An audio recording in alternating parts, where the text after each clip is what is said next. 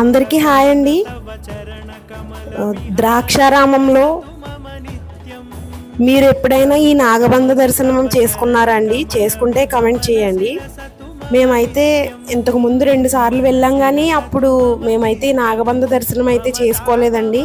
ఈ మధ్యనే వెళ్ళాము. అప్పుడైతే ఈ నాగబంధ దర్శనం అయితే మేము చేసుకున్నాము.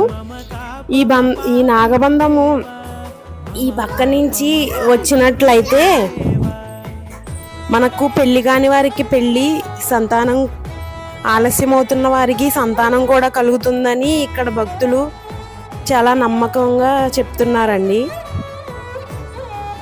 ఆ విషయాలే మీకైతే ఈ వీడియోలో షేర్ చేశాను. అలాగే ద్రాక్షారామం భీమేశ్వర స్వామి అండి, ఇదిగోండి భీమేశ్వర స్వామి దర్శనం కూడా మీకు ఈ విధంగా అయితే చూపించానండి. ఈసారి వెళ్ళినప్పుడు ద్రాక్షారామంలో నాగబంధ దర్శనం అయితే మర్చిపోకుండా చేసుకుని రండి.